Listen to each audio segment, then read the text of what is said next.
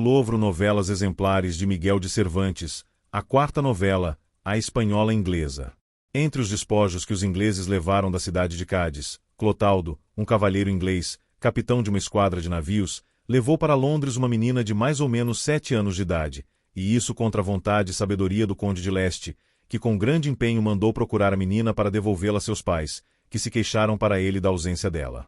Como se satisfazia com os bens e deixava as pessoas livres, pediram-lhe que não os tornasse tão desgraçados, deixando-os sem a filha além de pobres. Ela era a luz de seus olhos e a mais bela criatura que havia em toda a cidade. O conde mandou divulgar um edital por toda a sua armada. Qualquer um que tivesse a menina devia devolvê-la ou pagaria com a própria vida.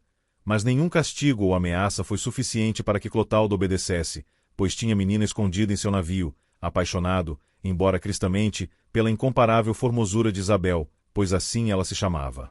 Enfim, seus pais ficaram sem Isabel, tristes e desconsolados, e Clotaldo, alegre ao extremo, chegou a Londres e entregou a formosa menina à sua mulher como riquíssimo despojo. Quis a boa sorte que todos da casa de Clotaldo fossem católicos secretos, embora em público mostrassem seguir a opinião da rainha. Clotaldo tinha um filho chamado Ricaredo, de 12 anos de idade, a quem os pais ensinaram a amar e temer a Deus, e ser fiel às verdades da fé católica. Catalina, a mulher de Clotaldo, nobre, cristã e prudente, tomou-se de amores por Isabel como se fosse sua filha, tanto que a educava, cuidava e instruía. E a menina era de tão boa natureza que aprendia com facilidade tudo quanto lhe ensinavam. Com o tempo e os mimos, foi esquecendo os que seus pais verdadeiros lhe haviam feito, mas não tanto que deixasse de se lembrar e suspirar por eles muitas vezes. E embora fosse aprendendo a língua inglesa, não perdia a espanhola, porque Clotaldo tinha o cuidado de trazer secretamente para casa espanhóis que falassem com ela. Dessa maneira, sem esquecer a sua, como se disse, falava a língua inglesa como se houvesse nascido em Londres. Depois de terem lhe ensinado todas as coisas sobre costuras e bordados que uma donzela bem-nascida pode e deve saber, ensinaram-na a ler e escrever mais que medianamente. Mas onde ela alcançou a perfeição foi ao tocar todos os instrumentos que são lícitos a uma mulher, e isso com todo o apuro musical, acompanhando-se com uma voz que o céu lhe deu perfeita, tanto que encantava quando cantava. Todas essas qualidades, adquiridas e sobrepostas a seus dons naturais, pouco a pouco foram inflamando o peito de Ricaredo, a quem Isabel queria e servia como filho de seu senhor. No começo surpreendeu o amor com um jeito de deleitar-se e comprazer-se ao ver a beleza sem igual de Isabel, e de considerar suas infinitas virtudes e graças, amando-a como se fosse sua irmã, sem que seus desejos ultrapassassem limites honrados e virtuosos. Mas, à medida que Isabel foi crescendo, tinha 12 anos quando Ricaredo ardia, aquela primeira benevolência e aquela complacência e prazer de olhá-la se transformaram em ardentíssimos desejos de possuí-la. Não aspirava a isso, porém, por outros meios que ser seu esposo, pois da incomparável castidade de Isabela, como eles a chamavam, não se podia esperar outra coisa, nem ele gostaria de esperar, mesmo que pudesse, porque seu caráter nobre e a estima em que tinha Isabela não consentiam que nenhum mau pensamento lançasse raízes em sua alma. Decidiu 1000 vezes revelar suas intenções a seus pais, e outras tantas não aprovou sua decisão, porque ele sabia que o tinham destinado a ser marido de uma donzela escocesa muito rica e nobre, também cristã secreta como eles. E estava claro, como ele dizia a si mesmo, que não haviam de querer dar a uma escrava, se assim se podia chamar Isabela, o que já tinham combinado dar a uma dama. Assim, indeciso e pensativo, sem saber que caminho tomar para alcançar sua boa intenção, levava a vida de um modo que o deixou a ponto de perdê-la. Mas julgando ser grande covardia se deixar morrer sem tentar algum remédio para seu mal, animou-se e se encorajou a declarar sua intenção a Isabela. As pessoas da casa andavam tristes e agitadas por causa da doença de Ricaredo, que era querido por todas, e por seus pais o máximo possível, tanto por não terem outro filho como porque o mereciam suas grandes virtudes, sua coragem e inteligência. Os médicos não entendiam sua doença, e ele não ousava nem queria revelá-la.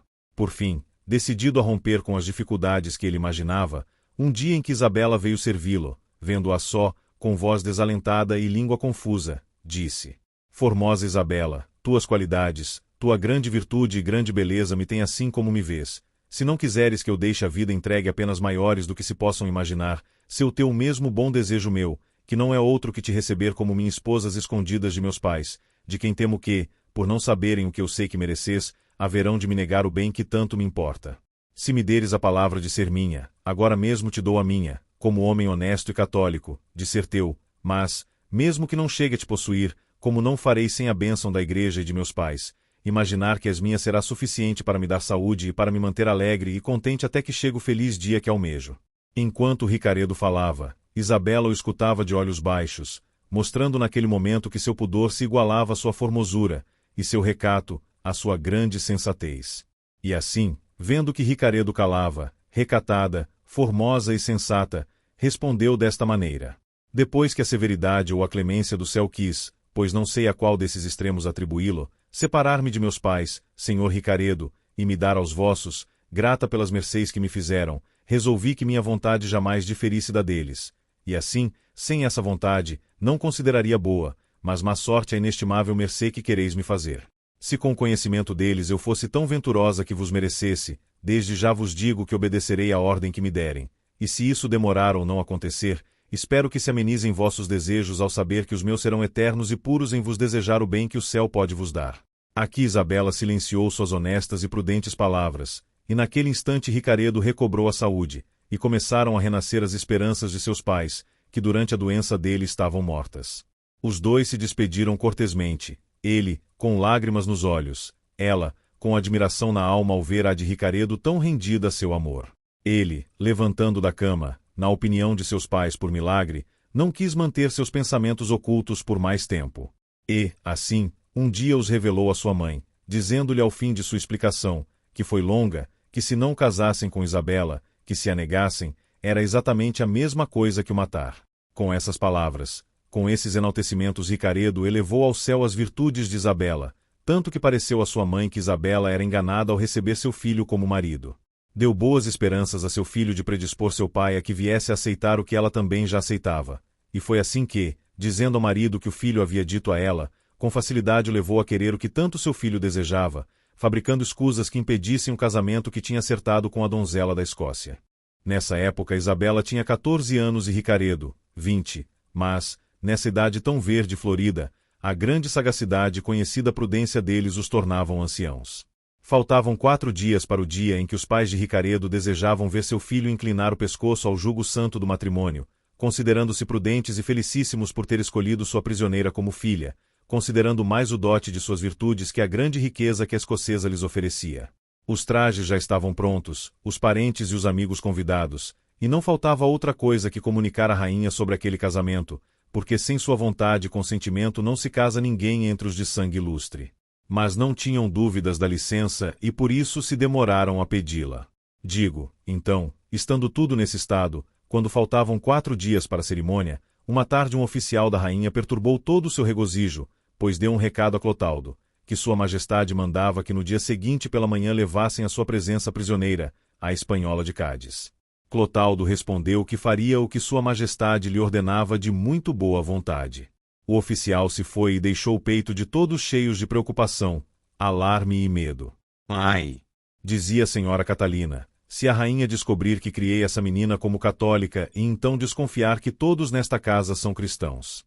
Pois se a rainha perguntar o que é que aprendeu em 8 anos em que é prisioneira, o que haverá de responder a coitada que não nos condene, por mais prudente que seja?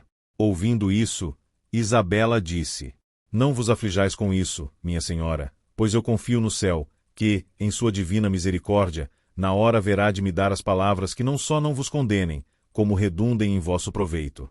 Ricaredo tremia, quase que adivinhando algum desastre. Clotaldo buscava maneiras de contornar seu grande temor, mas não as achava, a não ser na confiança que tinha em Deus e na sensatez de Isabela, a quem recomendou muito que por todos os meios possíveis não os condenasse como católicos, porque, se era certo que em espírito estavam dispostos ao martírio, a carne fraca rejeitava seu amargo destino.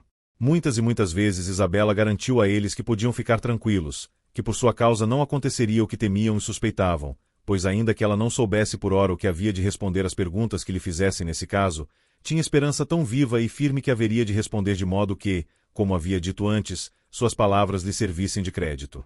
Falaram de muitas coisas naquela noite, especialmente de que se a rainha suspeitasse que eram católicos não teria enviado recado tão afável, do que se podia inferir que somente queria ver Isabela, pois suas inigualáveis formosura e habilidades haviam chegado a seus ouvidos, como a todos os da cidade. Mas como ainda não a tinham apresentado, se sentiam culpados, e acharam que seria bom se desculpar disso dizendo que desde a época em que Isabela entrou em seu poder a escolheram e destinaram para esposa de seu filho Ricaredo. Mas também nisso se culpavam, por ter feito o casamento sem licença da rainha, embora essa culpa não lhes tenha parecido digna de grande castigo. Com isso se consolaram e combinaram que Isabela não fosse vestida humildemente como prisioneira, mas como esposa, pois já o era, e de um nobre como seu filho. Assim decididos, no dia seguinte vestiram Isabela à moda espanhola, com uma saia longa de cetim verde com aberturas, forrada por um lindo brocado, os cortes presos com fios de pérolas, e a saia toda bordada com riquíssimas pérolas. Usava colar e cinto de diamantes, e um leque como as nobres damas espanholas. Seus próprios cabelos, abundantes, loiros e longos, entremeados de diamantes e pérolas, serviam-lhe de toucado. Com esse adorno exuberante e com sua elegante presença e beleza miraculosa, mostrou-se a Londres naquele dia sobre uma bela carruagem, levando pendentes de sua visão a alma e os olhos de quantos a olhavam. Iam com ela, na carruagem, Clotaldo e sua mulher, e Ricaredo, e a cavalo muitos parentes ilustres. Clotaldo quis conceder toda essa honra à sua prisioneira para obrigar a rainha a tratá-la como esposa de seu filho. Chegados, pois, ao palácio e a uma grande sala onde a rainha estava, entrou Isabela, dando de si a mais bela visão que pôde caber numa imaginação. A sala era grande e espaçosa, e a 2 passos ficaram os acompanhantes, e Isabela se adiantou, e quando ficou sozinha apareceu uma estrela cadente que, pela região do fogo, em noite serena e sossegada, costuma se mover, ou também um raio de sol que se mostra por entre 2 montanhas ao raiar do dia. A tudo isso ela apareceu, e ainda um cometa que predisse o incêndio de mais de uma alma dos que ali estavam, a quem amor inflamou com os raios dos formosos sóis de Isabela, que, cheia de humildade e cortesia, foi se pôr de joelhos diante da rainha e lhe disse, em inglês: Dê vossa majestade as mãos a esta sua serva, que de hoje em diante se considerará mais digna, pois foi tão venturosa que pôde conhecer vossa grandeza. A rainha esteve olhando-a por um bom tempo, sem falar uma palavra, achando, como disse depois a sua camareira, que tinha diante de si um céu estrelado, cujas estrelas eram as muitas pérolas e diamantes que Isabela trazia. Seu belo rosto e seus olhos, o sol e a lua, e toda ela uma nova maravilha de formosura. As damas que estavam com a rainha quiseram se fazer todas olhos, para não deixarem de ver tudo em Isabela. Uma louvava a vivacidade de seus olhos, outra a cor do rosto, uma elegância do corpo e outra doçura de sua voz. Mas houve uma que, de pura inveja, disse: É boa a espanhola, mas não gosto da roupa. Depois que a admiração diminuiu um pouco, a rainha fez com que Isabela levantasse e lhe disse: Fala-me em espanhol, donzela, que eu entendo bem, e gostarei disso. E, virando-se para Clotaldo, disse: Clotaldo, vós me afrontastes ao manterdes este tesouro oculto de mim por tantos anos, mas vendo entendo que a cobiça vos tenha movido, estáis obrigado a restituí-lo a mim, porque é meu de direito. Senhora, respondeu Clotaldo, vossa majestade tendes toda a razão no que diz. Confesso minha culpa, se culpa é haver guardado este tesouro para que alcançasse a perfeição que convinha, para então se apresentar ante os olhos de vossa majestade. E agora, perfeito como está, pensava trazê-lo aprimorado pedindo licença a vossa majestade para que Isabela fosse esposa de meu filho Ricaredo, e dar-vos com os 2, excelsa majestade, tudo quanto posso vos dar. Até o nome me alegra, respondeu a rainha. Faltava apenas chamar-se Isabela, a espanhola, para que não houvesse mais perfeição que desejar nela. Mas atenção, Clotaldo, pois sei que a prometestes a vosso filho sem minha licença. É verdade, senhora, respondeu Clotaldo, mas foi confiando que os muitos e relevantes serviços que eu e meus antepassados prestamos a esta coroa alcançariam de vossa majestade outras mercês mais difíceis que as desta licença, sem falar que meu filho ainda não se casou. Nem se casará com Isabela, disse a rainha, até que por si mesmo a mereça. Quero dizer que não quero que, para isso, lhe sirvam de vantagem vossos serviços nem de vossos antepassados. Ele por si mesmo deve se dispor a me servir e a merecer esta prenda, que já a quero como se fosse minha filha. Mal ouviu esta última palavra, Isabela caiu de novo de joelhos diante da rainha, dizendo em castelhano: As desgraças que tais compensações trazem, sereníssima senhora, serão tidas por felicidades antes que por desventuras. Vossa majestade já me chamou de filha. Depois de tal dádiva, que males poderei temer ou que bens não poderei esperar? Com tanta graça e desenvoltura Isabela dizia o que dizia que a afeição da rainha por ela chegou ao extremo, e então a rainha ordenou que ficasse a seu serviço, e a entregou a uma grande dama, sua camareira mor, para que lhe ensinasse o modo de viver na corte. Ricaredo, que se viu sem vida ao ficar sem Isabela, esteve a pique de perder o juízo, e assim, tremendo e assustado, foi-se pôr de joelhos diante da rainha, a quem disse: Para servir a vossa majestade não é necessário incitar-me com outros prêmios além daqueles que meus pais e meus antepassados alcançaram ao servir a seus reis, mas como vossa majestade quer que eu a sirva com novos desejos e pretensões, gostaria de saber de que modo e em que atividade poderei mostrar que cumpro com a obrigação que vossa majestade me designa. Estão para partir 2 navios corsários, de que nomeei comandante o barão de Lansac, respondeu a rainha. Eu vos faço capitão de um deles, porque vossa linhagem me garante que suprirá a inexperiência de vossos poucos anos. E prestai atenção à mercê que vos faço, pois vos dou a oportunidade de que, não desmerecendo quem sois e servindo a vossa rainha, mostreis o valor de vossa inteligência e de vossa pessoa, e alcanceis o melhor prêmio que, em minha opinião, podeis desejar. Eu mesma serei a guardiã de Isabela, embora ela demostras de que sua honestidade será sua verdadeira defesa. Ide com Deus, pois indo apaixonado, como imagino, grandes coisas espero de vossas façanhas. Feliz seria o rei guerreiro que tivesse em seu exército 10.000 soldados apaixonados que esperam que o prêmio de suas vitórias seja possuir sua amada. Levantai-vos, Ricaredo, e vede se tendes ou quereis dizer algo a Isabela, porque vossa partida será amanhã. Ricaredo beijou as mãos da rainha, agradecendo muito a mercê que lhe fazia, e em seguida foi se ajoelhar diante de Isabela, e querendo falar com ela não pôde porque ficou com um nó na garganta que lhe atou a língua, e as lágrimas lhe vieram aos olhos, e ele tentou dissimular o quanto lhe foi possível. Mas, apesar de tudo, nada disso ficou oculto aos olhos da rainha, pois ela disse: Não vos envergonheis de chorar, Ricaredo, nem vos considereis menos por ter dado neste transe mostras tão ternas de vosso coração, que uma coisa é lutar com os inimigos e outra se despedir de quem se ama muito. Isabela, abraçai Ricaredo e dai-lhe vossa bênção, que o sentimento dele bem merece. Isabela, que estava surpresa e pasma ao ver a humildade e dor de Ricaredo, que a amava como seu esposo, não entendeu o que a rainha lhe ordenava, e começou a derramar lágrimas, tão sem pensar no que fazia e tão quieta e tão sem movimento algum que parecia que uma estátua de alabastro chorava. Essas emoções dos dois amantes, tão ternas e tão apaixonadas, fizeram muitos dos presentes verter lágrimas. Sem falar mais uma palavra e sem ter se dirigido a Isabela, Ricaredo, com Clotaldo e os que vinham com ele, fez uma reverência à rainha, e saíram todos da sala, cheios de compaixão, de despeito e de lágrimas. Isabela ficou como órfã que acaba de enterrar seus pais, e com medo de que a nova senhora quisesse que mudasse os costumes em que a primeira tinha criado. Enfim, ficou, e dali a 2 dias Ricaredo se fez ao mar, preocupado com 2 pensamentos que entre muitos outros o tinham fora de si. Um era considerar que lhe convinha realizar façanhas que o fizessem merecedor de Isabela, e o outro, que não podia realizar nenhuma se houvesse de se comportar segundo as leis de Deus, que o impediam de desembainhar a espada contra católicos, e se não a desembainhasse, seria descoberto como cristão ou taxado de covarde, e tudo isso redundava em prejuízo à sua vida e em obstáculo à sua pretensão. Mas, por fim, resolveu sacrificar a aspiração de apaixonado a que tinha de ser católico, e seu coração pedia ao céu que o pusesse em situações em que, sendo valente, pudesse ser católico, deixando a rainha satisfeita e Isabela, recompensada. Os 2 navios navegaram 6 dias com vento favorável, seguindo a rota das Ilhas Terceiras, onde nunca faltam ou navios portugueses das Índias Orientais ou alguns procedentes das ocidentais. E ao fim dos 6 dias foram atingidos de lado por um forte vento que no Oceano Atlântico não tem o mesmo nome que tem no Mediterrâneo, onde se chama meio-dia. Esse vento foi tão persistente e forte que, sem deixá-lo chegar às ilhas, forçou-os a se dirigir à Espanha, e perto de sua costa, à entrada do Estreito de Gibraltar, avistaram 3 navios, um poderoso e grande, e os outros 2 pequenos. Ricaredo aproximou-se ao navio da nau Capitânia, para saber de seu comandante se queria atacar os 3 navios, mas, antes que conseguisse chegar a ela, viu ser hasteado acima da gávea um estandarte negro e aproximando-se mais, ouviu que tocavam clarins e trombetas roucas, sinais claros de que o comandante estava morto ou alguma pessoa nobre no navio.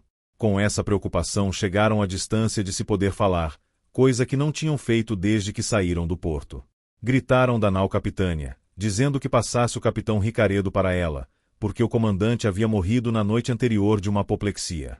Todos ficaram tristes, exceto Ricaredo, que se alegrou, mas não pela perda de seu comandante e sim por ver que ficava livre para comandar os 2 navios, que esta tinha sido a ordem da rainha. Faltando o comandante, Ricaredo devia assumir o posto.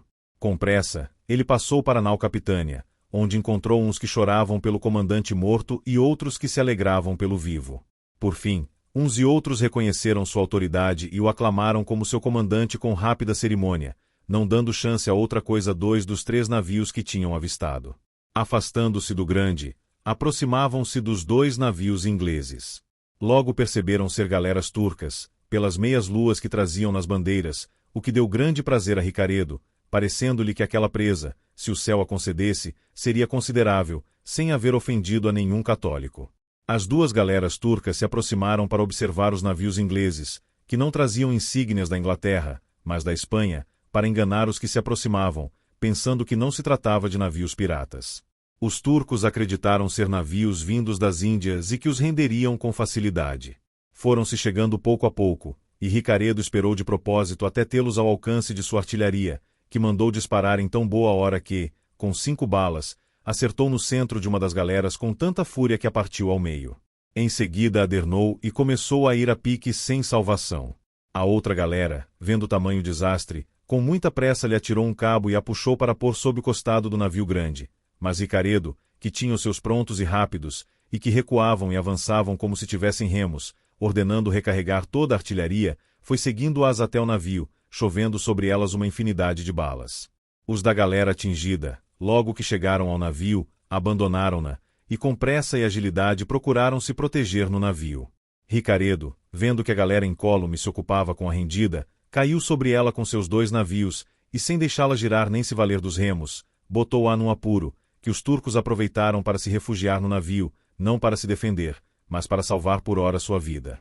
Os cristãos da tripulação das galeras, arrancando os grilhões e arrebentando as correntes, misturados com os turcos, também se recolheram ao navio e, como iam subindo por sua murada, eram um alvo fácil para os tiros dos arcabuzes disparados dos navios. Mas apenas os turcos eram atingidos, pois Ricaredo ordenou que não atirassem mais nos cristãos. Dessa maneira, a maioria dos turcos foi morta, e os que entraram no navio foram feitos em pedaços pelos cristãos que haviam se misturado com eles e se aproveitado de suas próprias armas, porque a força dos valentes, quando eles caem, passa para a fraqueza dos que se levantam. E assim, com o ardor que os cristãos sentiam ao pensar que os navios ingleses eram espanhóis, fizeram maravilhas por sua liberdade. Por fim, tendo matado quase todos os turcos, alguns espanhóis ficaram na borda do navio, e com grandes brados chamaram os que pensavam ser espanhóis para que viessem desfrutar do prêmio da vitória. Ricaredo lhes perguntou em espanhol que navio era aquele.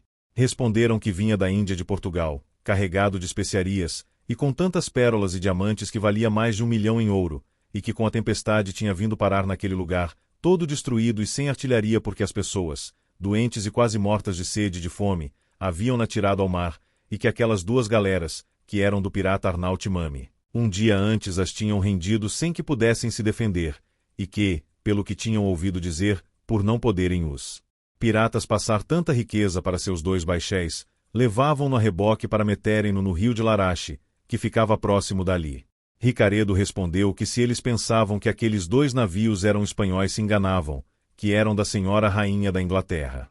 Essa notícia deu o que pensar e o que temer aos que a ouviram, achando, como era natural que achassem, que de um laço haviam caído em outro. Mas Ricaredo lhes disse que não temessem nenhum mal, e que estivessem certos de sua liberdade, desde que não se defendessem.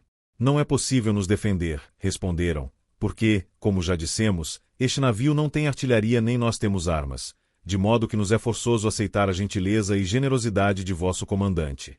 Será justo que quem nos libertou do insuportável cativeiro dos turcos leve adiante tão grande mercê e benefício aonde chegar a notícia desta memorável vitória e de sua generosidade, mais esperada que temida por nós. Não pareceram ruins a Ricaredo as palavras do espanhol e, chamando para um conselho de seu navio, perguntou como faria para enviar todos os cristãos para a Espanha sem se arriscar a algum desastre sinistro, caso, por serem tantos, tivessem coragem de se rebelar. Alguns opinaram que mandasse passá-los para seu navio, um por um, e assim, à medida que fossem entrando, debaixo da coberta, matá-los. Depois, com todos mortos, levar o grande navio a Londres sem temor nem preocupação. A isso, Ricaredo respondeu: como Deus nos fez uma grande mercê ao nos dar tanta riqueza, não quero lhe retribuir com ânimo cruel e mal agradecido, nem é bom que o que posso solucionar com astúcia solucione com a espada. Assim, sou de opinião que não se mate nenhum desses católicos, não porque os queira bem, mas porque quero a mim muito bem, e gostaria que esta façanha de hoje, em que fomos companheiros, não desse nem a mim nem a vós, misturado a fama de valentes, o renome de cruéis, porque a crueldade nunca combinou com a valentia. O que devemos fazer é passar toda a artilharia de um destes navios para o grande navio português, sem deixar no navio outras armas nem outra coisa além das provisões, e mantendo o navio perto de nossa gente levaremos à Inglaterra, e os espanhóis irão para a Espanha. Ninguém ousou contradizer o que Ricaredo havia proposto, e alguns o consideraram valente e magnânimo, além de ter bom entendimento. Outros o julgaram, em seu coração, mais católico do que devia. Resolvido isso, portanto, Ricaredo passou com 50 arcabuzeiros para o navio português, todos alertas e com as mechas acesas. Encontrou no navio quase 300 pessoas, das que haviam escapado das galeras. Em seguida pediu o registro do navio 0 e lhe respondeu aquele mesmo homem que lhe falará da primeira vez na borda do navio. O registro tinha sido levado pelo pirata dos baixéis, que depois havia se afogado com ele. Na mesma hora ajeitou a polia, e, encostando seu segundo baixel ao grande navio, com surpreendente rapidez e a força de fortíssimos cabrestantes, passaram a artilharia do pequeno baixel ao navio português. Depois, fazendo um breve discurso aos cristãos, ordenou que passassem para o baixel desocupado, onde acharam mantimentos em abundância para mais de um mês e para mais gente, e assim que iam embarcando deu a cada um 4 escudos espanhóis de ouro, que mandou trazer de seu navio, para remediar em parte as necessidades deles quando chegassem em terra, que estava tão próxima que se avistavam as altas montanhas de Ábila e Calpe.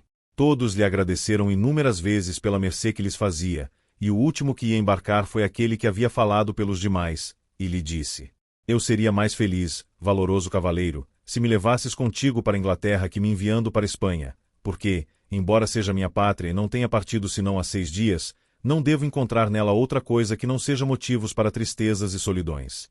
Saiba, senhor, que no saque de Cádiz, que aconteceu há uns 15 anos, perdi uma filha que os ingleses devem ter levado para a Inglaterra, e com ela perdi o descanso de minha velhice e a luz de meus olhos, pois, desde que deixaram de vê-la, nunca viram coisa que lhes desse prazer. O profundo descontentamento em que me deixaram sua perda e a de meus bens, que também me faltaram, pôs-me de tal modo que nem quis nem pude mais me dedicar ao comércio, atividade que havia me levado a pensar que era o mais rico mercador de toda a cidade, o que era verdade, por sinal, pois além do crédito que eu tinha, que passava de muitas centenas de milhares de escudos, meus bens valiam, dentro das portas de minha casa, mais de 50.000 ducados. Perdi tudo, mas não teria perdido nada se não houvesse perdido minha filha. Depois dessa desgraça geral, e tão particular para mim, a necessidade veio me acossar, até o ponto em que, não podendo resistir a ela, eu e minha mulher, que é aquela pobre que está sentada ali, decidimos ir para as Índias, refúgio comum dos nobres empobrecidos. E, tendo embarcado com o navio de aviso há 6 dias, à saída de Cádiz topamos com estes 2 baixéis piratas, e nos prenderam, renovando-se assim nossa desgraça e se confirmando nossa desventura. E teria sido maior se os piratas não tivessem tomado aquele navio português, que os manteve ocupados até haver acontecido o que o senhor viu. Ricaredo perguntou como se chamava sua filha. Respondeu que Isabel.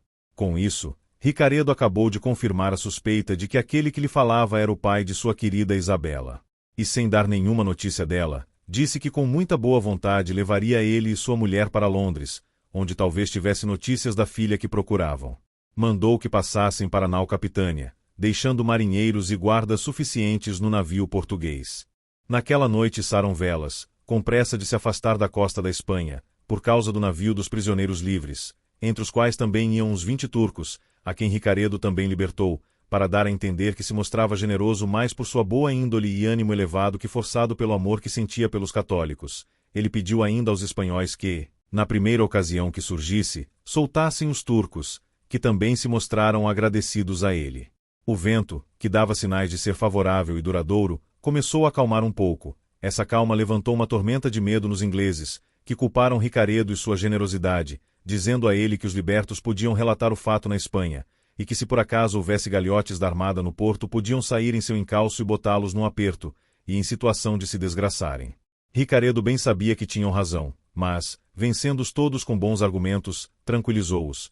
O que mais os acalmou, porém, foi o vento, que soprou forte de novo, e assim, a todo pano, dentro de 9 dias se acharam à vista de Londres, e quando chegaram a ela, vitoriosos, completavam 30 de ausência. Ricaredo não quis entrar no porto dando mostras de alegria, por causa da morte do comandante, e assim misturou alegria e tristeza.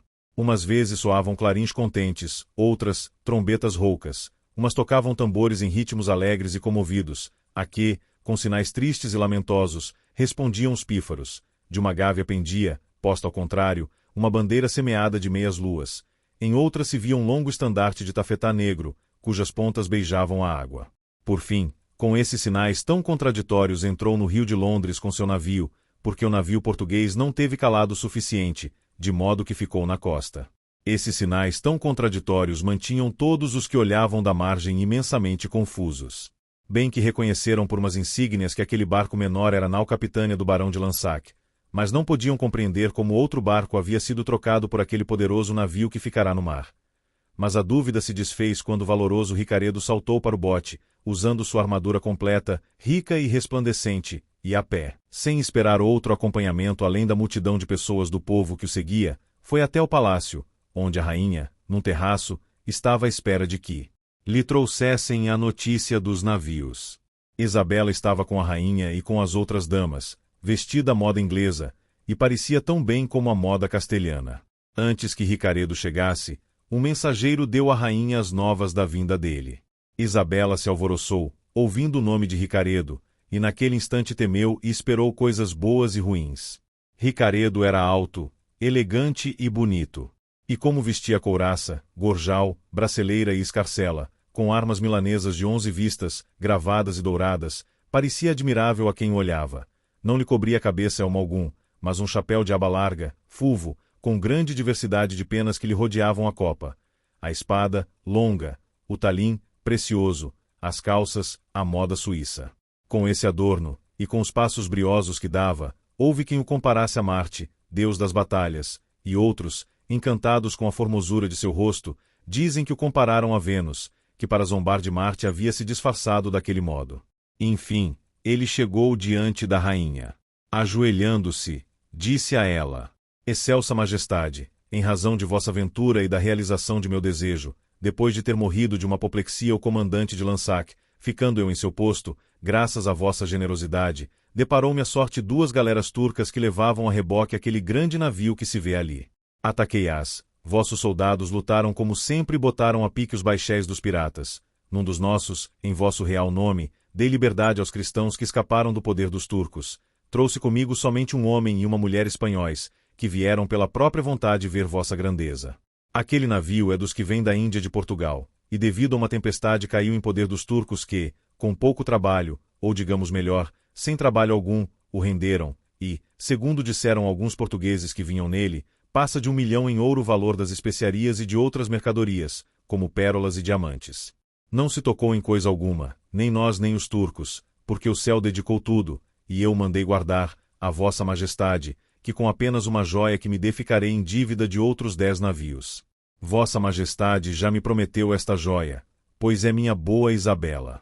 Com ela ficarei rico e recompensado, não só por esse serviço, seja ele qual for, que a vossa majestade fiz, mas por muitos outros que penso fazer para pagar alguma parte do todo quase infinito que nessa joia vossa majestade me oferece. Levantai-vos, Ricaredo, respondeu a rainha, e acreditai-me que se houvesse de vos dar Isabela por prêmio, segundo eu a estimo, não poderíeis pagar nem com o que traz esse navio nem com o que ficou nas Índias. Eu vos dou Isabela porque vos prometi e porque ela é digna de vós e vós dela. Apenas vossa coragem a merece. Se vós haveis guardado as joias do navio para mim, eu guardei vossa joia para vós. E embora vos pareça que não faço grande coisa ao vos devolver o que é vosso, sei que vos faço grande mercê com isso, porque as joias que se compram com os desejos e têm sua avaliação feita pela alma do comprador valem o mesmo que uma alma, pois não há na terra outro valor com que avaliá-la. Isabela é vossa, olhai-a ali, quando quiserdes, podeis tê-la, e penso que será com sua concordância, porque é sensata e saberá apreciar a amizade que lhe dedicareis. Digo amizade, pois não quero dizer que fazei um favor a ela, porque quero me destacar com a fama de que apenas eu posso fazer favores. Ide descansar e vinde me ver amanhã, pois quero ouvir vossas façanhas mais detalhadamente. E trazei esses 2 que quiseram me ver por sua própria vontade, pois quero lhes agradecer. Ricaredo lhe beijou as mãos pelas muitas mercês que lhe fazia. A rainha entrou numa sala e as damas rodearam Ricaredo, e uma delas, que havia se tornado grande amiga de Isabela, chamada Senhora Tancy, tida como a mais perspicaz, desenvolta e espirituosa de todas, disse a Ricaredo. O que é isto, senhor Ricaredo, todo de armadura? Pensáveis por acaso que viríeis lutar com vossos inimigos? Mas a verdade é que aqui somos todas vossas amigas, a não ser a senhora Isabela, que, como espanhola, tem obrigação de não vos ver com boa vontade. Ela deve se lembrar de me ter alguma, senhora Tansi, pois desde que eu esteja em sua memória, disse Ricaredo, sei que a vontade será boa, porque não pode caber em seu grande valor e inteligência e rara formosura a fealdade de ser ingrata. Ao que Isabela respondeu: Senhor Ricaredo, como hei de ser vossa, tendes o direito de exigir de mim toda a satisfação que quiserdes para vos recompensar pelos elogios que me fizestes e das mercês que pensais me fazer. Essas e outras honestas palavras Ricaredo trocou com Isabela e com as damas, entre as quais havia uma donzela de pouca idade, que não fez mais nada que olhar Ricaredo enquanto ele esteve ali. Erguia-lhe as escarcelas para ver o que havia embaixo, apalpava a espada, e com simplicidade de criança queria que a armadura lhe servisse de espelho, aproximando-se para olhar bem de pertinho, e, quando ele foi embora, ela disse, virando-se para as damas: Agora, senhoras, eu imagino que a guerra deve ser coisa belíssima, pois mesmo entre mulheres parecem bem os homens de armadura. E como parecem? Respondeu a senhora Tansi. Se não, olhai Ricaredo, que não parece senão que o sol baixou à terra, e com aquele traje vai caminhando pela rua. Todas riram das palavras da donzela e da comparação disparatada de Tansi, e não faltaram mexeriqueiros que consideraram impertinência de Ricaredo vir de armadura ao palácio, embora tenha sido desculpado por outros que disseram que, como soldado, podia fazer isso para mostrar seus belos adornos. Ricaredo foi recebido por seus pais, amigos, parentes e conhecidos com afetuosas demonstrações de amor. Naquela noite, toda Londres festejou sua bela vitória. Os pais de Isabela já estavam na casa de Clotaldo, a quem Ricaredo havia dito quem eram, pedindo, porém, que não lhes desse notícia nenhuma de Isabela até que ele mesmo lhes falasse. A senhora Catalina, sua mãe, foi avisada, e todos os criados e criadas de sua casa. Naquela mesma noite, com muitos baixéis, lanchas e barcos, e com não menos olhos que o contemplavam, começaram a descarregar o grande navio, que em 8 dias não acabou de dar muita pimenta e outras riquíssimas mercadorias que trazia encerradas em seu ventre. No dia seguinte, Ricaredo foi ao palácio, levando consigo o pai e a mãe de Isabela, vestidos pela primeira vez à moda inglesa, dizendo-lhes que a rainha queria vê-los. Chegaram todos aonde a rainha estava em meio de suas damas, esperando Ricaredo, a quem quis lisonjear e favorecer com a presença de Isabela, vestida com aquele mesmo traje que usava na primeira visita, mostrando-se não menos formosa agora que então. Os pais de Isabela ficaram surpresos e admirados ao ver tanta nobreza e elegância juntas. Puseram os olhos em Isabela e não a reconheceram, embora o coração, pressentindo bem que estava tão próximo, tenha começado a bater no peito não com alarme que os entristecesse, mas com não sei que de prazer, que eles não conseguiram entender. A rainha não permitiu que Ricaredo ficasse de joelhos diante dela. Pelo contrário, fez com que se levantasse e sentasse num tamborete, que estava ali apenas para isso, mercê inusitada para o altivo temperamento da rainha. E alguém disse a alguém: Hoje Ricaredo não senta na cadeira que lhe deram, mas na pimenta que trouxe. Outro chegou e disse: Agora se verifica o que comumente se diz, que presentes quebram pedras, pois os que Ricaredo trouxe abrandaram o coração duro de nossa rainha. Outro acrescentou ainda: Agora que está tão bem sentado, muitos vão querer desbancá-lo. Realmente, depois daquela primeira honra que a rainha fez a Ricaredo, a inveja se aproveitou para nascer no peito de muitos daqueles que o estavam olhando, porque não há mercê que o príncipe faça a seu favorito que não seja uma lança que atravessa o coração do invejoso. A rainha quis saber detalhadamente de Ricaredo como a batalha havia acontecido com os baixéis dos piratas. Ele a contou de novo, atribuindo a vitória a Deus e aos braços valorosos de seus soldados, elogiando a todos juntos e particularizando alguns feitos de alguns que haviam se destacado mais, com o que obrigou a rainha a recompensar a todos, especialmente os citados por Ricaredo, e quando relatou que havia libertado turcos e cristãos, em nome de sua majestade, disse: Essa mulher e esse homem que estão ali, e apontou os pais de Isabela, são aqueles de quem falei ontem a vossa majestade. Com o desejo de ver vossa grandeza, encarecidamente me pediram que os trouxesse comigo. Eles são de Cádiz, e pelo que me contaram, e pelo que vi e percebi neles, sei que são pessoas nobres e de valor. A rainha ordenou que se aproximassem. Isabela ergueu os olhos para olhar os que diziam ser espanhóis, mas ainda, de Cádiz, com o desejo de saber se por acaso conheciam seus pais. Assim que Isabela ergueu os olhos, pousaram nela os de sua mãe, que parou de andar para olhá-la mais atentamente, e na memória de Isabela começaram a despertar umas lembranças confusas que queriam lhe dar a entender que em outro tempo ela havia visto aquela mulher que tinha diante de si. Seu pai estava na mesma confusão, sem ousar dar crédito à verdade que seus olhos lhe mostravam. Ricaredo estava muito atento aos sentimentos e às reações das 3 almas hesitantes e perplexas, que estavam tão confusas, sem saber se conheciam ou não. A rainha percebeu a indecisão dos dois e também a inquietação de Isabela, porque a viu suar frio e levantar as mãos muitas vezes para ajeitar o cabelo. Nesse ponto, Isabela desejava que falasse aquela que pensava ser sua mãe. Talvez os ouvidos a tirassem da dúvida em que seus olhos a tinham posto. A rainha disse a Isabel que perguntasse em espanhol aquela mulher e aquele homem que causa os havia movido a não querer desfrutar da liberdade que Ricaredo lhes havia dado, sendo liberdade a coisa mais amada, não só por quem faz uso da razão, mas mesmo pelos animais que carecem dela. Isabela perguntou tudo isso à sua mãe, que, sem lhe responder uma palavra, sem moderação e meio tropeçando, se aproximou dela e, sem dar atenção à cortesia, temores, nem delicadezas cortesãs, levou a mão à orelha direita de Isabela e descobriu uma pinta negra que ela tinha ali, e esse sinal acabou de confirmar sua suspeita. E, vendo claramente que Isabela era sua filha, abraçou-a e, em voz muito alta, disse: Ó filha do meu coração! Ó preciosa joia da minha alma! E, sem poder seguir adiante, caiu desmaiada nos braços de Isabela. Seu pai, não menos terno que prudente, demonstrou seus sentimentos não com outras palavras, mas derramando lágrimas que, quietamente, banharam seu venerável rosto e barbas. Isabela colou seu rosto no da mãe e, virando os olhos para o pai, de tal maneira o olhou que lhe deu a entender o prazer e o desgosto que sua alma sentia de vê-los ali. A rainha, admirada com o acontecimento, disse a Ricaredo: Eu penso, Ricaredo, que vossa sagacidade preparou este encontro, mas não se diga que foi acertado, pois sabemos que tanto costuma matar uma alegria súbita quanto uma tristeza. E, dizendo isso, virou-se para Isabela e a afastou de sua mãe, que voltou a si depois que a filha lhe jogou água no rosto, e um pouco mais lúcida, de joelhos diante da rainha, disse: Perdoa-me, vossa majestade, meu atrevimento, pois não é muito perder os sentidos com a alegria de encontrar esta criatura amada. A rainha respondeu que ela tinha razão, com Isabela lhe servindo de intérprete.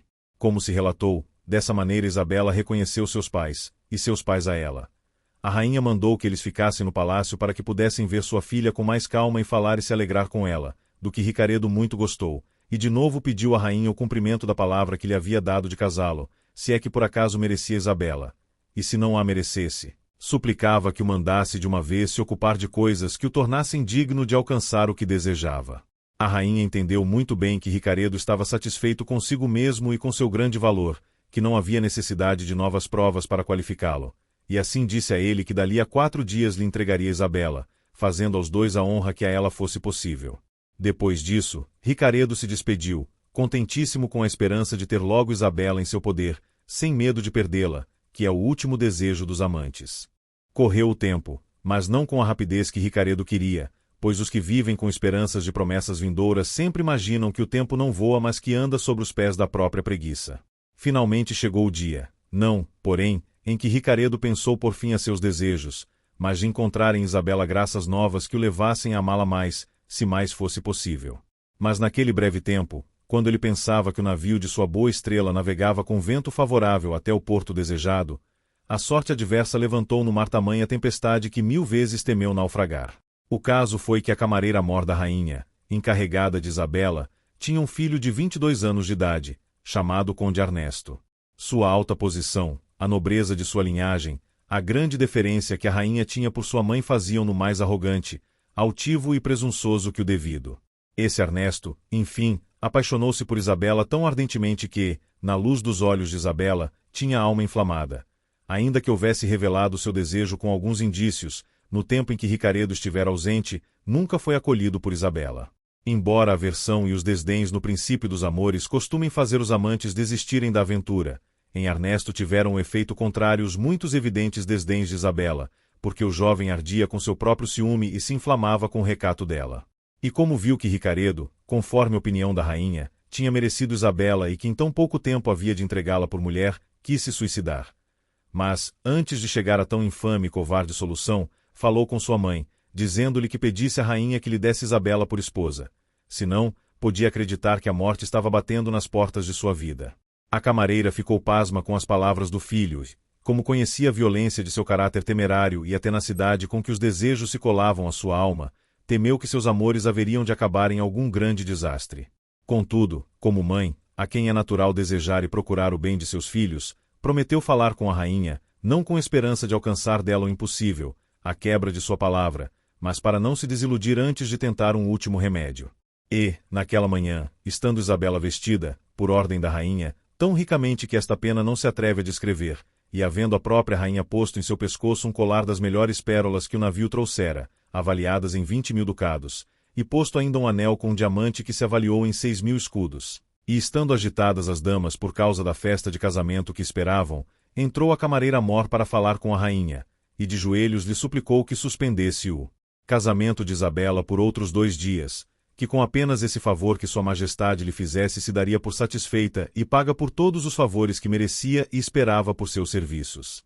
Antes de mais nada a rainha quis saber por que lhe pedia, com tanta veemência, algo que ia tão frontalmente contra a palavra que tinha dado a Ricaredo, mas a camareira não quis dizer até que ela lhe concedeu o que pedia, tanto desejo tinha a rainha de saber a causa daquela solicitação.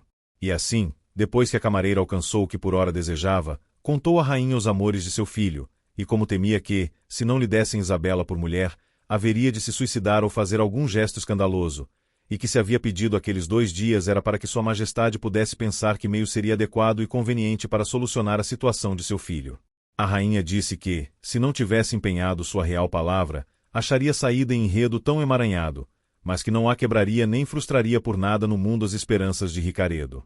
A camareira deu essa resposta a seu filho, que, sem se deter um instante, ardendo de amor e de ciúme, botou sua armadura e, montado num forte e formoso cavalo, apresentou-se diante da casa de Clotaldo, e em grandes brados pediu que Ricaredo aparecesse na janela. Naquele momento, ele estava vestido para o casamento, de saída para o palácio com o acompanhamento que o ato requeria, mas ao ouvir os brados e ficar sabendo quem os dava e de que modo vinha, com algum temor foi até a janela. E Ernesto, mal o viu, disse: Ricaredo, ouve o que quero te dizer. A rainha, minha senhora, ordenou que fosse servi-la e empreender façanhas que te fizessem merecedor da sem par Isabela. Tu foste e voltaste com os navios carregados de ouro, com o que pensas ter comprado e merecido Isabela. E, embora a rainha, minha senhora, tenha te prometido Isabela, e, foi acreditando que não há ninguém em sua corte que a sirva melhor, nem que com melhor título mereça esse casamento, e bem pode ter se enganado nisso. E, assim, sou de opinião, que considero verdade comprovada, de que tu não fizeste coisas que te deem direito a merecer Isabela, nem poderás fazer nenhuma que a tamanho bem te elevem, e em razão de não a mereceres, se quiseres me contradizer, te desafio a um duelo de morte. O conde se calou, e dessa maneira lhe respondeu Ricaredo: De maneira alguma me compete aceitar vosso desafio, senhor conde, porque eu confesso não só que não mereço Isabela, como que não a merece nenhum dos homens que vivem no mundo, de modo que, confessando eu o que dizeis, de novo afirmo que vosso desafio não me diz respeito, mas eu aceito pelo atrevimento que tivestes de me desafiar. Dito isso, saiu da janela e, apressado, pediu suas armas. Agitaram-se seus parentes e todos aqueles que tinham vindo para acompanhá-lo ao palácio.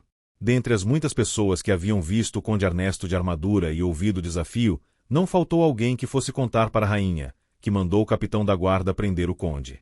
O capitão se apressou tanto que chegou no instante em que Ricaredo saía de casa, montando um belo cavalo, com a armadura que havia usado ao desembarcar.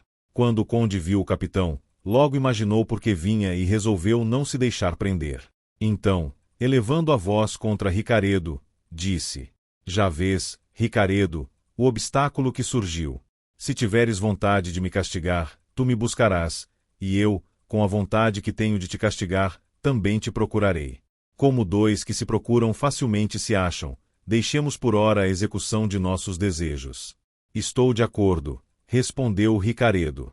Nisso chegou o capitão com toda a sua guarda e disse ao conde que estava preso em nome de sua majestade.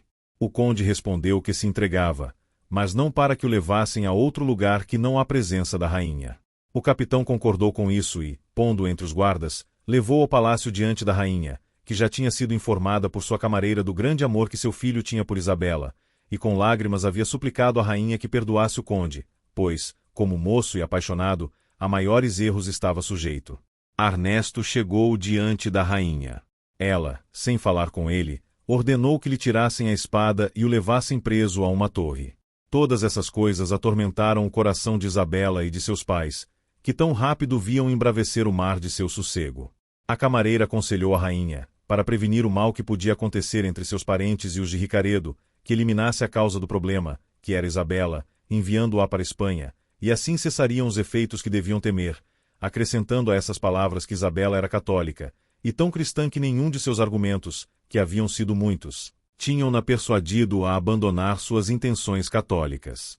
A rainha respondeu que por isso mesmo a estimava mais, pois tão bem sabia guardar a fé que seus pais lhe haviam ensinado, e que esquecesse isso de enviá-la à Espanha, porque sua formosa presença e suas muitas graças e virtudes lhe davam muito prazer, e que, sem dúvida, se não naquele dia, em outro ia dá-la Ricaredo como esposa, como tinha prometido.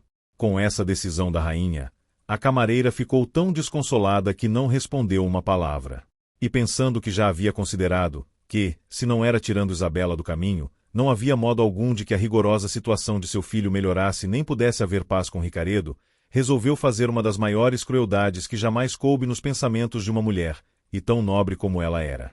Essa decisão foi matar Isabela com veneno, e, como em geral seja do temperamento das mulheres serem rápidas e determinadas, naquela mesma tarde a camareira envenenou Isabela com uma conserva que lhe deu, dizendo ser boa contra as angústias do coração. Pouco tempo depois de ter comido a conserva, começaram a inchar a língua e a garganta de Isabela, e os lábios a ficarem enegrecidos, e a voz a enrouquecer, a se turvarem seus olhos e seu peito se oprimir, todos sinais conhecidos de envenenamento. As damas correram para a rainha, contando o que acontecia e garantindo que a camareira havia cometido aquele crime. Não foi preciso muito para que a rainha acreditasse, e então foi ver Isabela, que já quase tinha expirado. Com pressa, a rainha mandou chamar seus médicos, e enquanto eles não vinham, ordenou que dessem a Isabela grande quantidade de pó de unicórnio, com muitos outros antídotos que os grandes príncipes costumam ter para semelhantes adversidades. Chegaram os médicos, e reforçaram os remédios, e pediram à rainha que fizesse a camareira dizer que tipo de veneno havia dado a Isabela, pois não se tinha dúvida de quem havia cometido o crime. Ela confessou, e com essa informação os médicos aplicaram tantos e tão eficazes remédios que, com eles e com a ajuda de Deus, Isabela não perdeu a vida ou, pelo menos, ficou com esperança de mantê-la.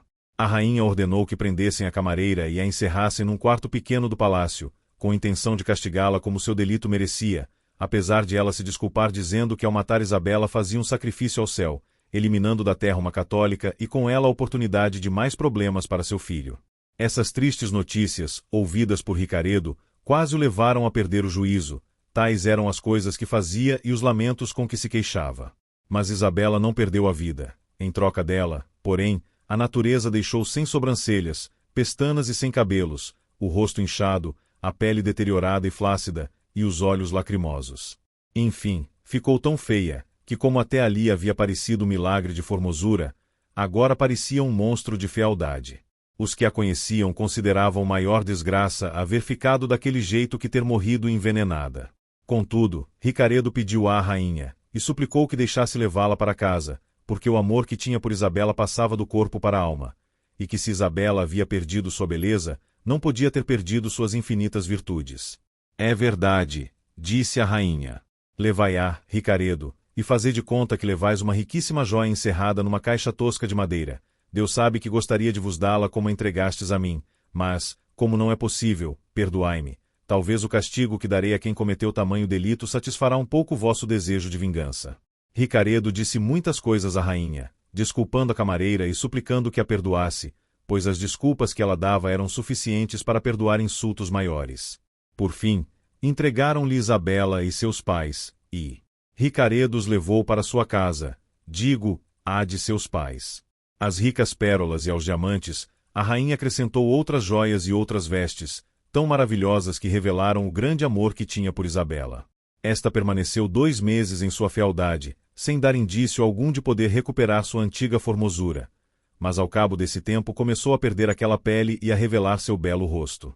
Nesse meio tempo os pais de Ricaredo, considerando impossível que Isabela recuperasse sua aparência, resolveram mandar buscar a donzela da Escócia com quem tinham combinado casar Ricaredo antes de Isabela, e isso sem que ele o soubesse, não duvidando de que a formosura presente da nova esposa fizesse o filho esquecer a passada de Isabela, a quem pensavam mandar para a Espanha com seus pais, dando-lhes tantos bens e riquezas que recompensassem suas perdas passadas. Não passou mês e meio quando, sem conhecimento de Ricaredo, a nova esposa se apresentou às suas portas, com um séquito digno de sua condição, e tão formosa que, depois da Isabela de antes, não havia outra tão linda em toda Londres. Ricaredo se sobressaltou com a inesperada visita da donzela e temeu que o susto de sua vinda pudesse acabar com a vida de Isabela. E assim, para amainar esse temor, foi ao leito onde Isabela estava e encontrou-a em companhia de seus pais, diante dos quais disse: Isabela de minha alma, meus pais, com o grande amor que têm por mim, sem saberem o quanto eu te amo ainda, trouxeram para casa uma donzela escocesa, com quem eles tinham combinado me casar antes que eu percebesse o que tu vales. E isso, penso, com a intenção de que a grande beleza dessa donzela apague a tua de minha alma, pois a tenho gravada nela. Desde o instante em que eu te amei, Isabela, foi com outro amor, diferente daquele que tem seu fim e meta na realização do apetite sensual, pois, embora a formosura de teu corpo tenha me cativado os sentidos, tuas infinitas virtudes me aprisionaram a alma, de modo que se te amei formosa, feia te adoro, e para confirmar essa verdade, dá-me essa mão. Ela estendeu a mão direita, e ele, segurando-a com a sua, prosseguiu. Se a fé que meus pais cristãos me ensinaram não tem a firmeza que se requer, juro por aquela que o pontífice romano guarda, que é a que em meu coração professo, creio e tenho, e pelo Deus verdadeiro que está nos ouvindo, te prometo, Isabela, metade de minha alma, ser teu esposo, e o sou desde já se tu quiseres elevar-me à grandeza de ser teu. Isabela ficou surpresa com as palavras de Ricaredo, e seus pais, admirados e pasmos. Ela não soube o que dizer, nem fazer outra coisa que beijar muitas vezes a mão de Ricaredo e lhe dizer, com voz misturada com lágrimas, que ela o aceitava como seu e se entregava como sua escrava. Ricaredo beijou o rosto feio dela, não havendo tido jamais coragem de se aproximar dele quando era formoso. Os pais de Isabela festejaram com ternas e muitas lágrimas a cerimônia de casamento. Ricaredo lhes disse que adiaria o casamento com a escocesa, que já estava na casa, da forma que eles viriam depois, e, quando seu pai quisesse enviar todos os três para a Espanha, não recusassem, mas fossem e o aguardassem em Cádiz ou em Sevilha por 2 anos, dentro dos quais dava sua palavra de estar com eles, se o céu lhe concedesse tanto tempo de vida, e que, se passasse desse prazo, podiam ter certeza de que algum grande obstáculo, ou a morte, que era o mais provável, havia se atravessado em seu caminho. Isabela respondeu que o esperaria não apenas 2 anos, mas todos aqueles de sua vida até ser informada de que Ricaredo perderá a dele, porque o instante em que soubesse disso seria o instante de sua morte. Com essas ternas palavras se renovaram as lágrimas de todos, e Ricaredo saiu para dizer a seus pais que de maneira alguma se casaria, nem daria mão à sua esposa escocesa sem ter primeiro ido a Roma assegurar sua consciência. Soube dar essas razões a eles e aos parentes que haviam vindo com Clisterna, que assim se chamava escocesa, e como todos eram católicos, facilmente acreditaram nelas, e Clisterna se alegrou de ficar na casa de seu sogro até que Ricaredo voltasse, o qual pediu o prazo de 1 ano. Com isso esclarecido e combinado, Clotaldo disse a Ricaredo como decidirá enviar Isabela e seus pais para a Espanha, se a rainha lhe desse licença, talvez os ares da pátria apressassem e facilitassem a saúde que já começava a recuperar. Ricaredo, para não dar indício de suas intenções, respondeu apaticamente a seu pai que fizesse o que melhor lhe parecesse. Apenas lhe suplicou que não tirasse de Isabela nenhuma das riquezas que a rainha havia lhe dado. Clotaldo prometeu que sim e naquele mesmo dia foi pedir licença à rainha, tanto para seu filho se casar com Clisterna como para enviar Isabela e seus pais para a Espanha. A rainha se alegrou com tudo isso e considerou acertada a resolução de Clotaldo. E naquele mesmo dia, sem participação de advogados e sem levar sua camareira a julgamento, condenou-a a deixar seu ofício e a pagar 10.000 escudos de ouro para Isabela, e desterrou o conde Ernesto por 6 anos da Inglaterra, pelo desafio. Em menos de 4 dias, Ernesto já estava pronto para cumprir seu desterro, e o dinheiro fora reunido. A rainha chamou um mercador rico, francês, que morava em Londres e tinha representantes na França, Itália e Espanha, a quem entregou os 10.000 escudos e pediu que os entregasse, por meio de cartas de crédito, ao pai de Isabela em Sevilha ou em outro lugar da Espanha. O mercador disse à rainha que com certeza os entregaria em segurança em Sevilha, descontada sua comissão, por intermédio de outro mercador francês, seu representante, desta forma. Ele escreveria a Paris para que lá fossem feitas as cartas por outro representante seu, para que constassem as datas da França e não da Inglaterra, por causa da comunicação ilegal entre os 2 reinos, e que bastava levar uma letra de câmbio sua sem data, com sua contrassenha, para que em seguida o mercador de Sevilha entregasse o dinheiro, pois já teria sido avisado pelo de Paris.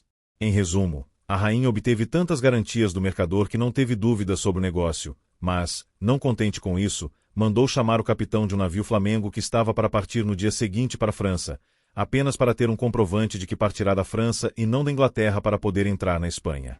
Ela lhe pediu encarecidamente que levasse Isabela e seus pais em seu navio, e com toda segurança e cortesia os deixasse num porto da Espanha, o primeiro em que chegasse. O capitão, que desejava agradar a rainha, disse que assim o faria, e que os deixaria em Lisboa, Cádiz ou Sevilha. Enfim, de posse dos documentos do mercador, a rainha mandou dizer a Clotaldo que não tirasse de Isabela nada do que ela havia lhe dado, tanto joias como roupas. No dia seguinte vieram Isabela e seus pais se despedir da rainha, que os recebeu com muito amor. A rainha lhes deu a carta de crédito do mercador e muitos outros presentes, tanto em dinheiro como coisas para a viagem. Isabela agradeceu com tais palavras que de novo deixou a rainha na obrigação de sempre lhe conceder favores.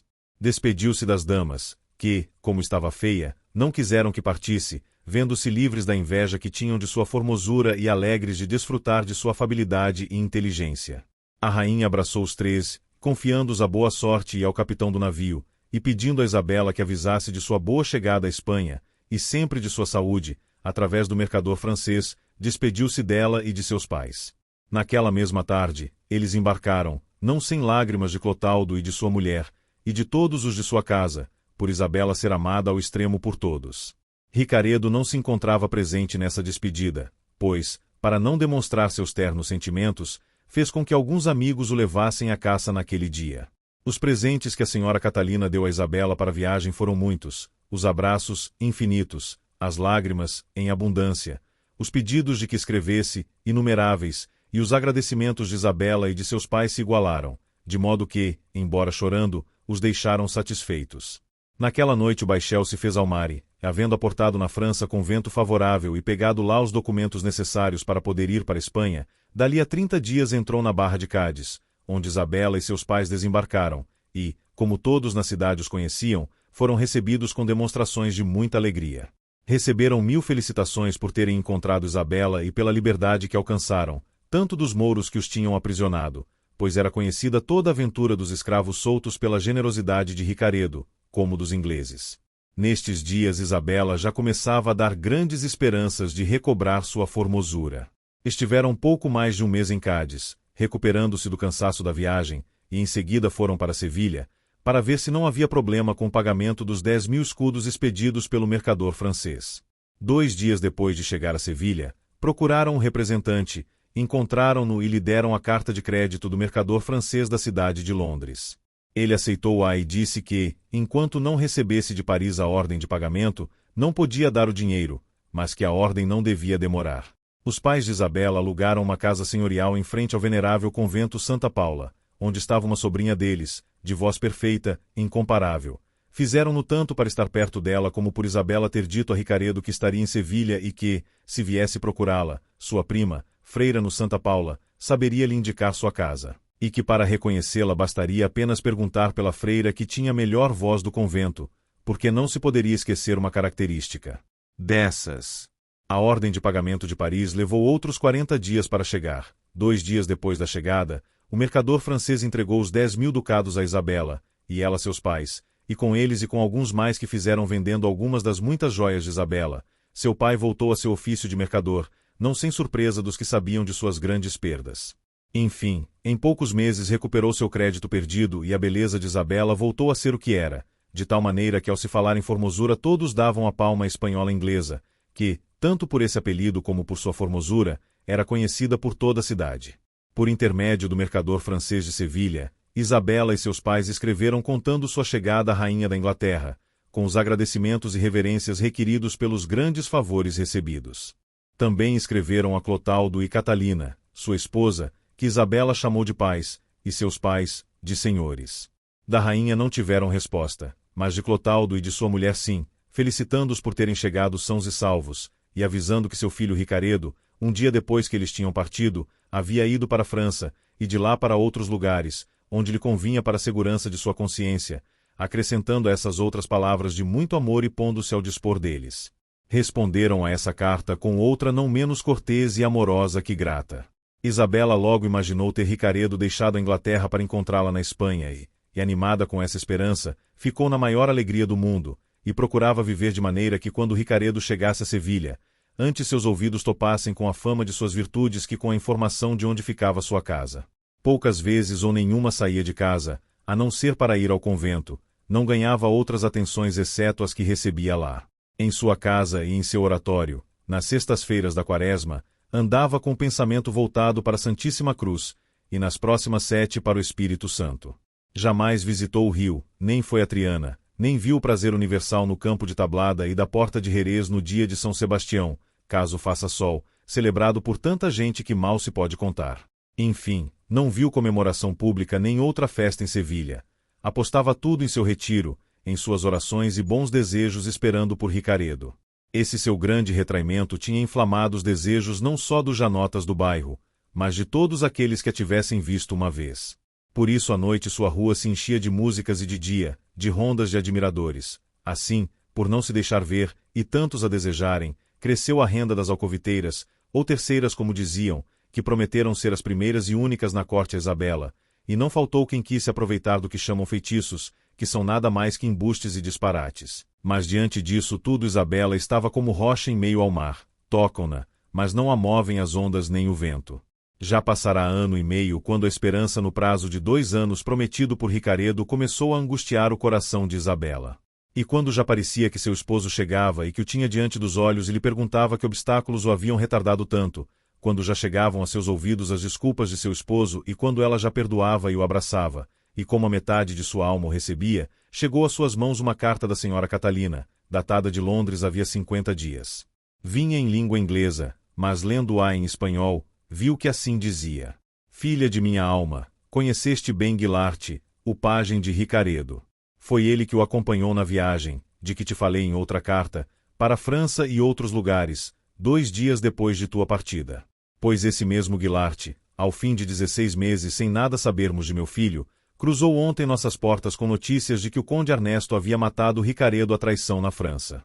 Imagina, filha, como ficamos seu pai, eu e sua esposa com tão más notícias, tão más, digo, que ainda não nos deixaram duvidar de nossa desventura.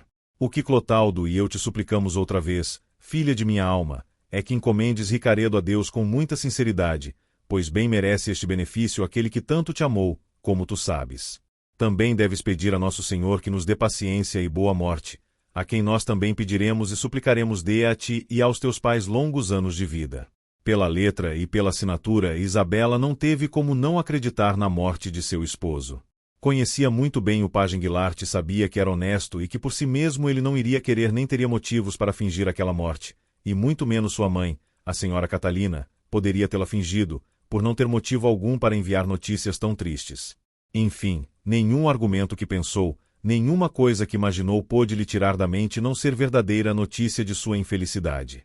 Lida a carta, sem derramar lágrimas nem demonstrar sentimentos dolorosos, com o rosto tranquilo e, pelo visto, o coração também, levantou-se do estrado onde estava sentada e entrou num oratório e, caindo de joelhos diante de um devoto crucifixo, jurou se tornar freira, pois podia ser, já que se considerava viúva. Seus pais dissimularam e encobriram com discrição a pena que lhes havia dado a triste notícia, para poder consolar Isabela da amarga pena que sentia. Ela, quase como se estivesse satisfeita em sua dor, acalmando a santa e cristã decisão que havia tomado, consolava seus pais, a quem revelou suas intenções, e eles aconselharam-na não realizá-las até que passassem os 2 anos que Ricaredo havia dado como prazo para sua vinda, pois com isso se confirmaria a verdade da morte dele, e ela com mais segurança podia se tornar freira. Assim fez Isabela, que passou 6 meses e meio que restavam para fechar os 2 anos em funções de religiosa e concertando a entrada do convento, tendo escolhido de Santa Paula, onde estava sua prima. Acabou o prazo de 2 anos e chegou o dia de adotar o hábito. A notícia se espalhou pela cidade, e o convento, mais a pequena distância que havia dele à casa de Isabela, se encheu com os que conheciam Isabela de vista e aqueles que conheciam apenas sua fama. E seu pai, convidando seus amigos e estes a outros, formaram para Isabela um dos mais honrados séquitos que em semelhantes atos havia se visto em Sevilha. Encontravam-se nele o corregedor, o provedor da igreja e o vigário do arcebispo, com todas as senhoras e senhores nobres que havia na cidade, tamanho era o desejo que em todos havia de ver o sol da formosura de Isabela, que os tinha ofuscado por tantos meses. E como é costume das donzelas que vão se tornar freiras irem, dentro do possível, graciosas e elegantes, como quem naquele instante esbanja o resto de sua fidalguia e se despede dela, quis Isabela ficar o mais esplêndida que fosse possível, e assim vestiu-se com aquele mesmo vestido que usou quando foi ver a rainha da Inglaterra, que já se disse o quanto era rico e vistoso. Saíram à luz as pérolas e o famoso diamante, com o colar e o cinto, que também era de grande valor.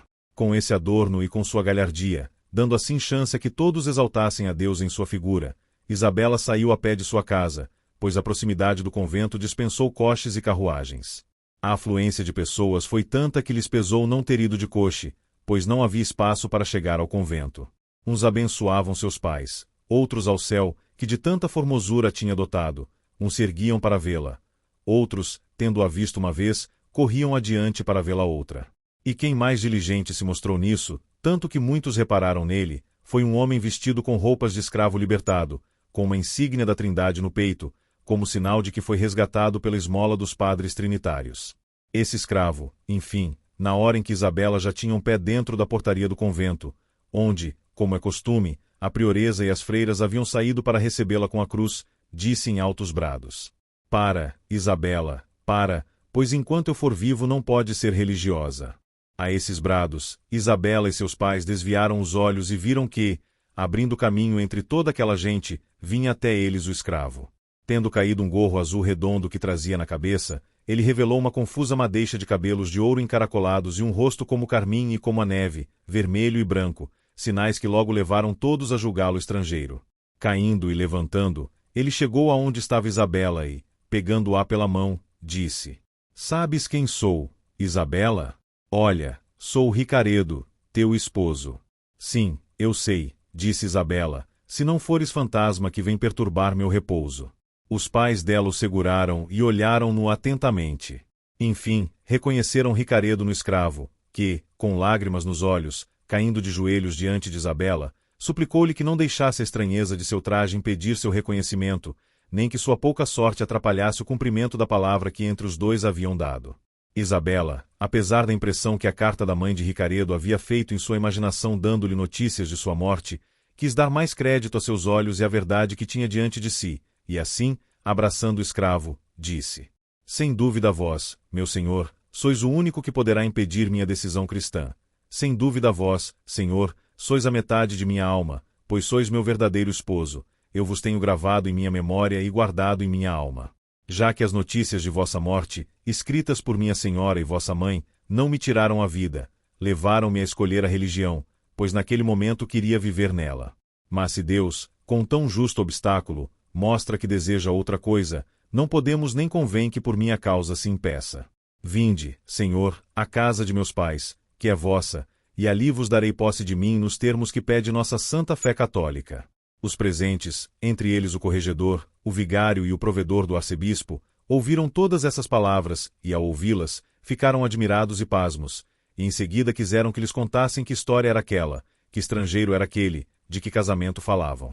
Então o pai de Isabela respondeu, dizendo que aquela história pedia outro lugar e algum tempo para ser contada, de modo que suplicava a todos aqueles que quisessem conhecê-la fossem à sua casa, pois estava tão perto, que ali a contariam de maneira que ficariam satisfeitos com a verdade e maravilhados com a grandeza e estranheza daquela aventura.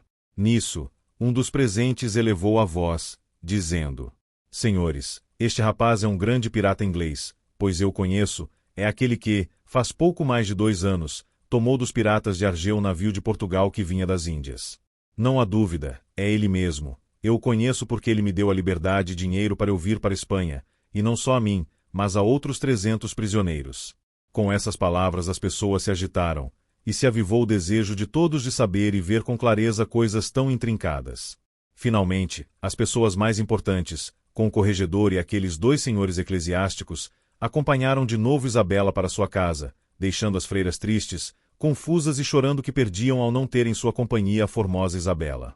Em sua casa, numa grande sala, Isabela fez com que aqueles senhores se sentassem, e, embora Ricaredo houvesse desejado contar a história, achou melhor, no entanto, confiar na língua e prudência de Isabela, e não na sua, que não falava o castelhano muito bem. Todos os presentes se calaram, e, com as almas deles pendentes de suas palavras, Isabela começou sua história, que resumo aqui afirmando que ela disse tudo o que lhe aconteceu desde o dia em que Clotaldo a raptou em Cádiz até que voltou para lá.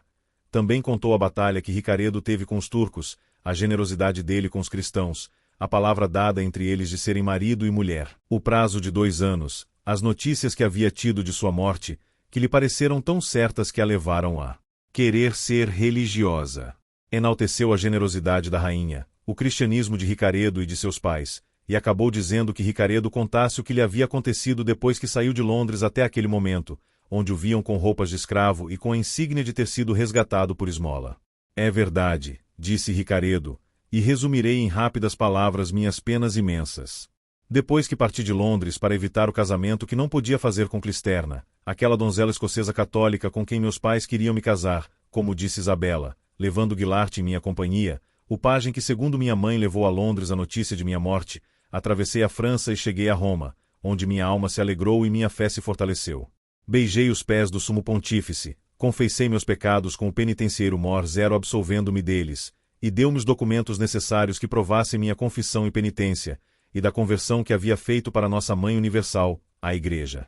Feito isso, visitei os lugares tão santos quanto inumeráveis que há naquela santa cidade, e de 2.000 escudos que tinha em ouro, dei 1.600 a um representante que expediu uma letra de câmbio para um tal Roqui, o florentino. Com os 400 que me sobraram, com a intenção de vir à Espanha, parti para Gênova, onde me disseram que 2 galeras daquele estado estavam de partida para cá. Cheguei com Guilarte, meu criado, a um lugar que se chama Coapendente, que indo de Roma para Florença é o último território do Papa, e numa hospedaria ou pousada onde parei encontrei o conde Ernesto, meu mortal inimigo, que com 4 criados, disfarçado e oculto, ia a Roma, em minha opinião mais por curioso que por ser católico. Não tive dúvidas de que não havia me reconhecido. Tranquei-me num quarto com meu criado e decidi por precaução me mudar para outra pousada no que caísse a noite. Mas não fiz isso, porque a despreocupação que notei no conde e em seus criados me garantia que não tinham me reconhecido. Jantei em meu quarto, tranquei a porta, preparei minha espada, encomendei-me a Deus, mas não quis me deitar. Meu criado dormiu e eu fiquei cochilando numa cadeira.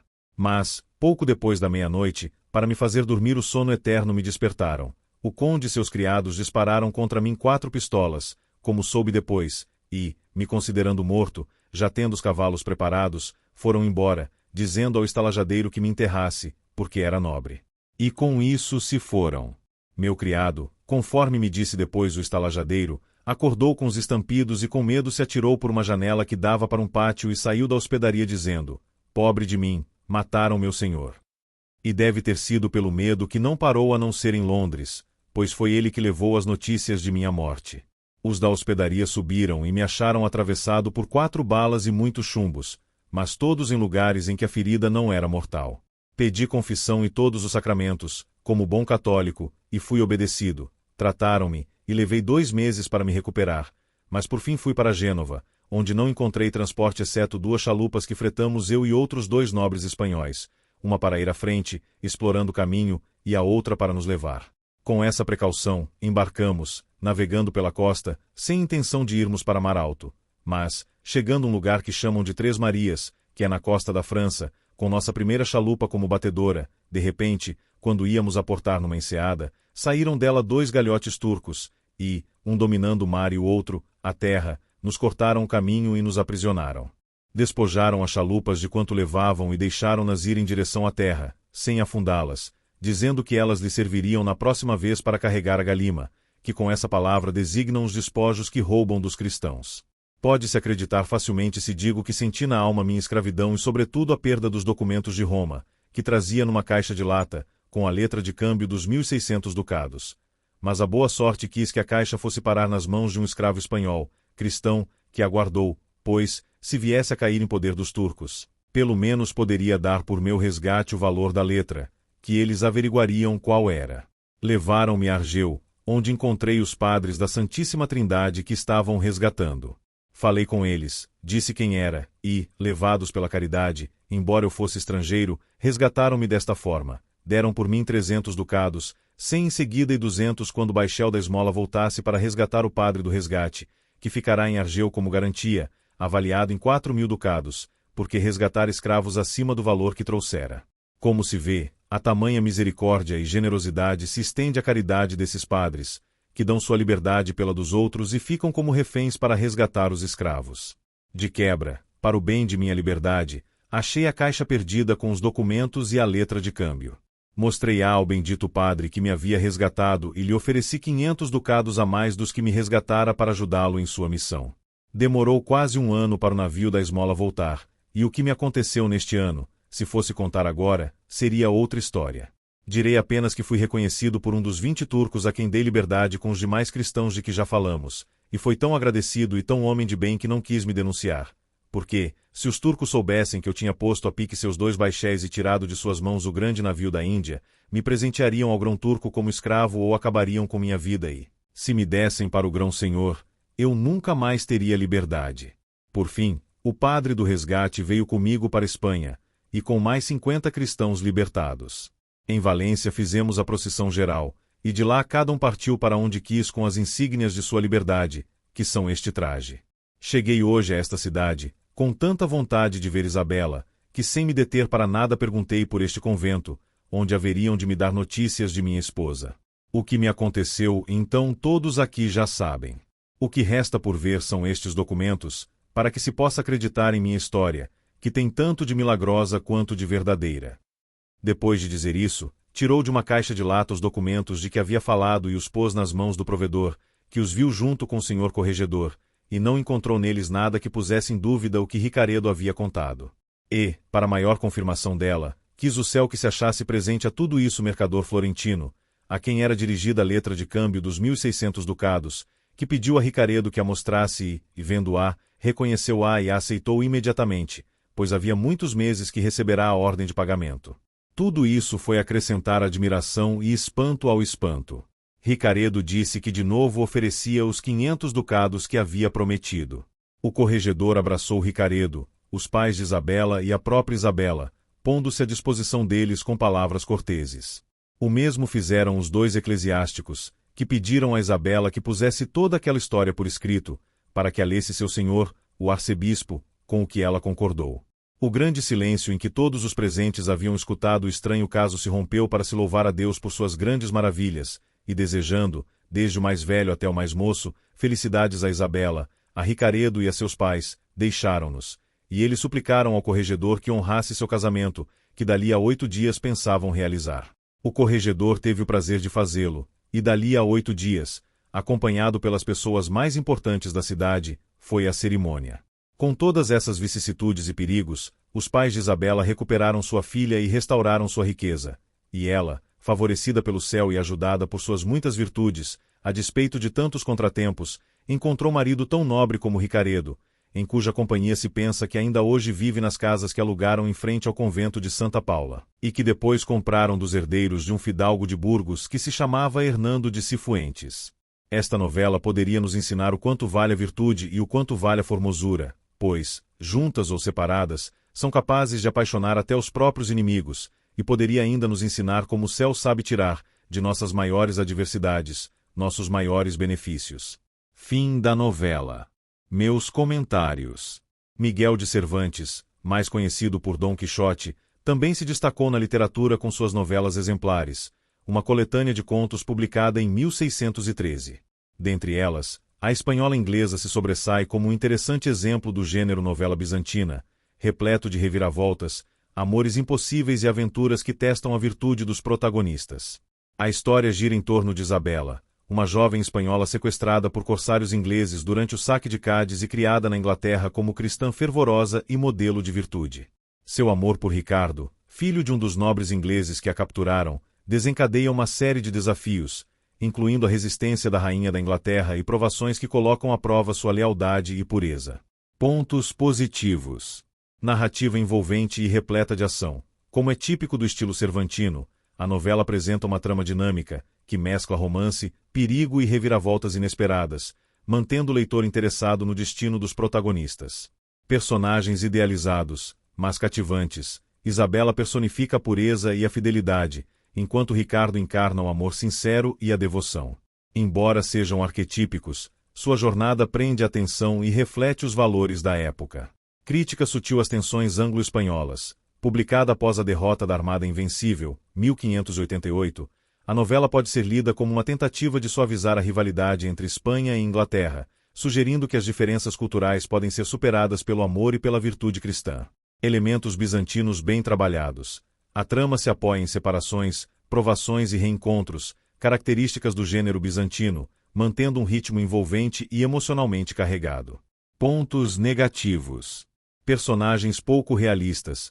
Isabela é um exemplo extremo de virtude, beirando a inverossimilhança. Sua perfeição a torna um tanto artificial, o que pode dificultar a identificação do leitor moderno.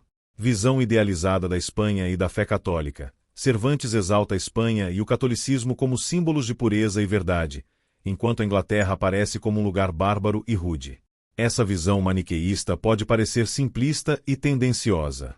Resolução previsível e pouco surpreendente. A novela segue a fórmula tradicional das histórias de amor idealizado, culminando no retorno de Isabela à sua pátria e no final feliz esperado. Para quem busca subversão ou camadas mais profundas, pode parecer uma leitura superficial. A Espanhola Inglesa é uma novela exemplar no sentido cervantino do termo, instrutiva, bem construída e repleta de emoção. Contudo, sua simplicidade moral e personagens idealizados a tornam menos rica e inovadora do que outras obras do autor. Apesar disso, é uma leitura valiosa para quem deseja conhecer a versatilidade de Cervantes além de Dom Quixote e compreender os valores e os conflitos culturais do século XVII. Obrigada por nos acompanhar até aqui.